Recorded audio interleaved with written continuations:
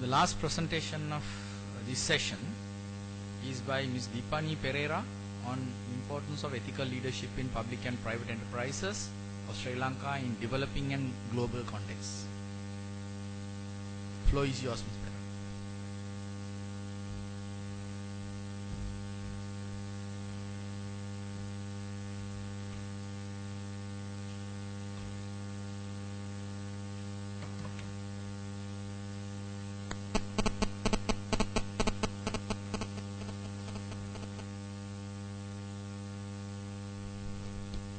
So good morning, everybody. Am I heard at the back? Yes? Okay. Dear Chair and dear delegates, I'm privileged to be here this morning. Probably my first conference address at the KDU, where I'm studying for my PhD. We have had interesting presenters. It's always hard to follow some great presentations, and I'm going to be addressing something somewhat different, but I believe everything pervades ethics and everything pervades leadership. It's probably a bit hard always to define what leadership is. It's something like love, right? You can't define. But we can associate it with some words like motivation, inspiration, and maybe direction. Yes?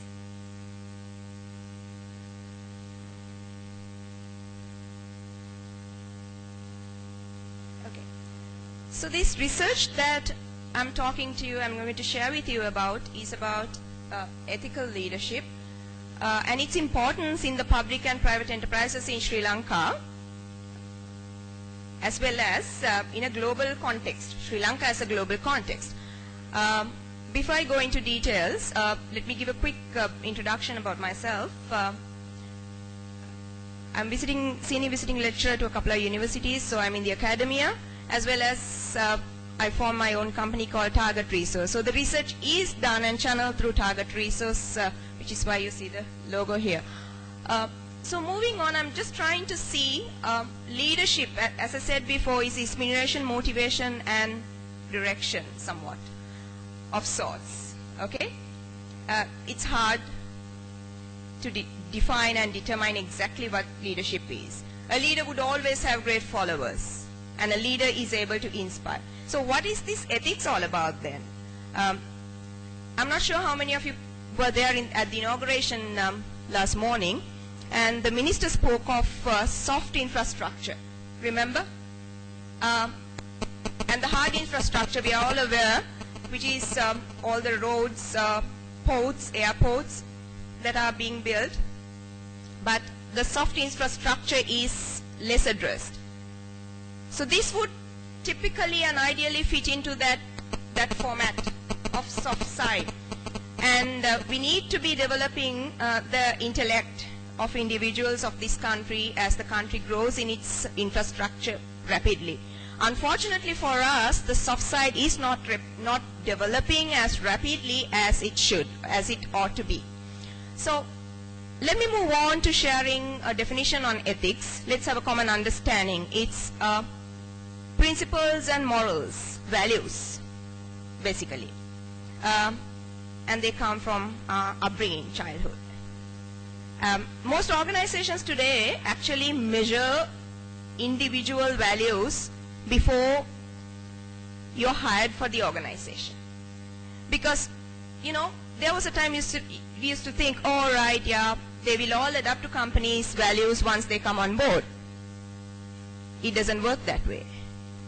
You must come with basic values which may be developed and grown, and you may adapt to what's going on in the organization. So, having done that definition, I'm trying to get you an introduction here. So what is leading ethically all about? What does it entail? What does it mean? And what is an ethical dilemma? Well, you provide direction and guidance to anybody that may follow you in an organization or otherwise outside an organization. And the dilemma you face, your supervisor or your leader may tell you, hey, I want you to do that. Since it's all logistics, I'll take a logistic related example. Maybe you're clearing something from the port. Boss calls upon you and tells you, hey mate, can you oil the palm of somebody to expedite the shipment? It's very common here, right? To an extent, you may feel comfortable doing that. But at a point, you will feel, this is it. I'm not going to do more beyond this because it's interfering with my own values and it's unethical. So, there is this immediate circle around your values which you may tolerate, beyond which the periphery, outer periphery, you may not want to consider. So there are individuals we found in our research who have quit organizations because of this ethical dilemma. So you are required to do it in order to safeguard your position in the organization. If you want the job, you better do it, kind of thing. So that's the ethical dilemma you may don't want to do, but you're forced to do. Well, Joanne Siula in 1990, and that's how far this goes.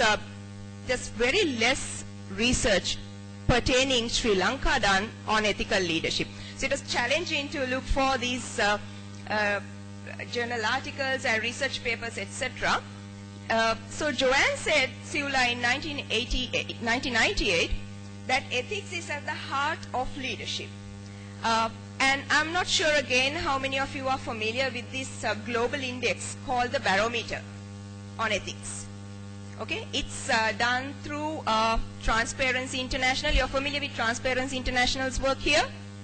Certain things on corruption and ethics and things like that, mostly transparency issues. And they came up with country standing. Each country, you could go to Transparency International website and check out. Interesting findings. And I'm taking just 2 questions. This is from 2013. 2014 is yet it's their ongoing the research. It's the single largest and most accepted global research on ethics done.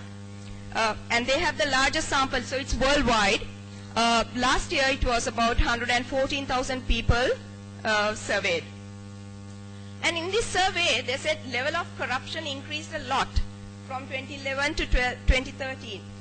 I've stated 3 countries, Sri Lanka, India, and Australia, because in the research I'm also trying to compare certain findings on ethical dilemmas and ethical behavior, ethical leadership between Sri Lanka and Australia, and what is the difference, and try to contrast that.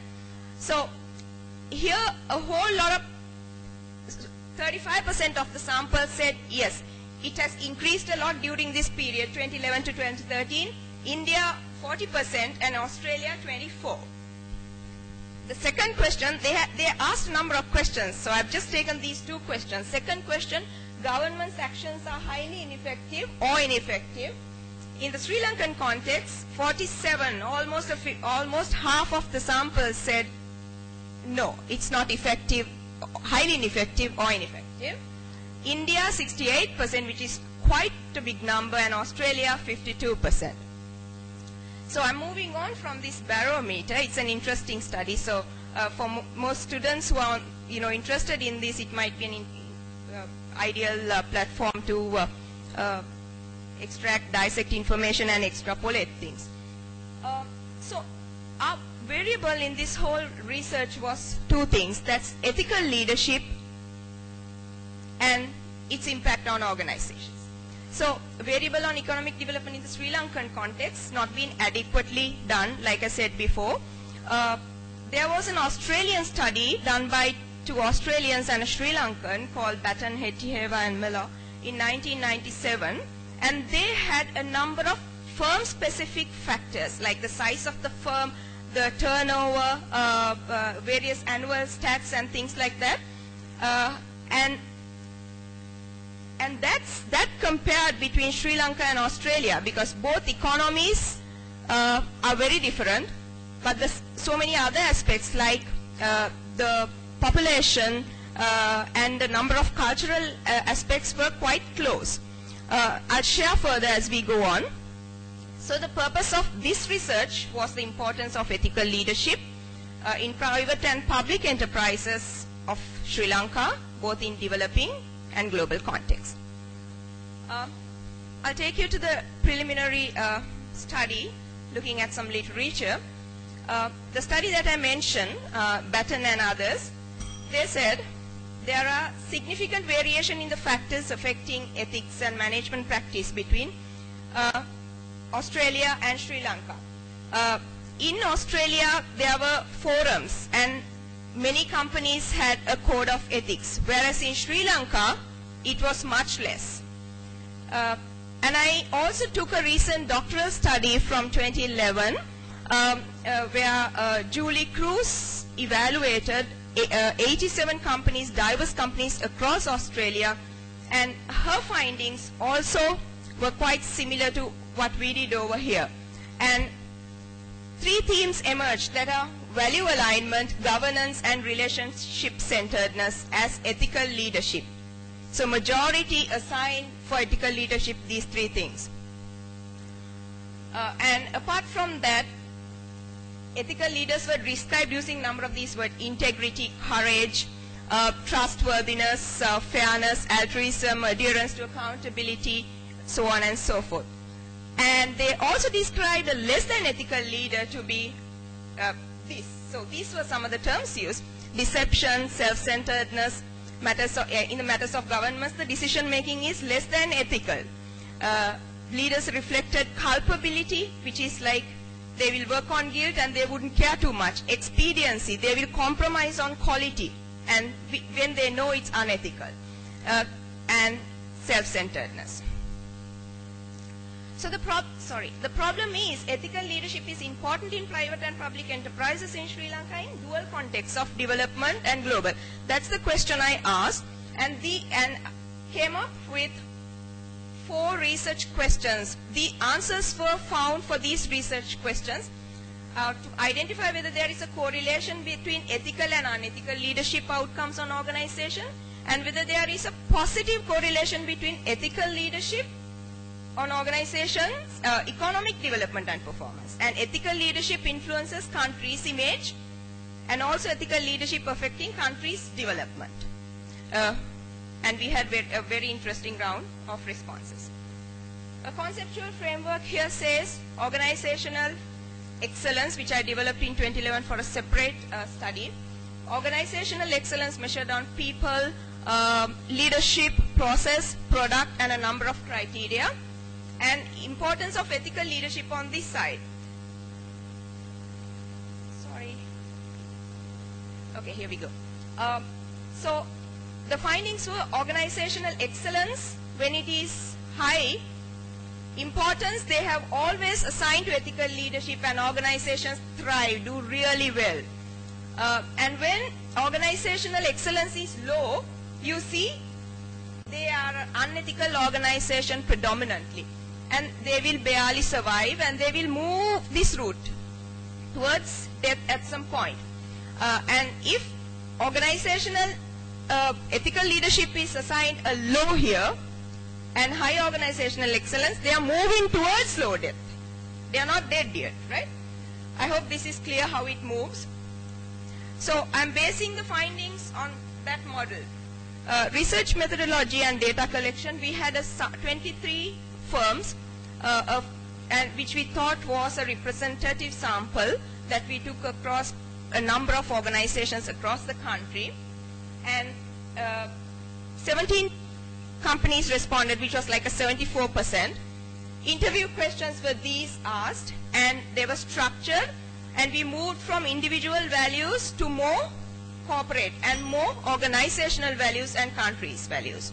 And the responses were: majority described an ethical leader as a leader who walked the talk, An unethical leader, they said deception, duplicity, hypocrisy, corruption, misrepresentation, all those words are used to describe an unethical leader.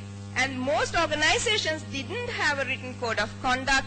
They had a divide and rule policy, and even if they had a code of conduct, the problem was it was not enforced. Or it was enforced because the regulator is watching you and it was a regulatory requirement. I continue quickly as my time is up.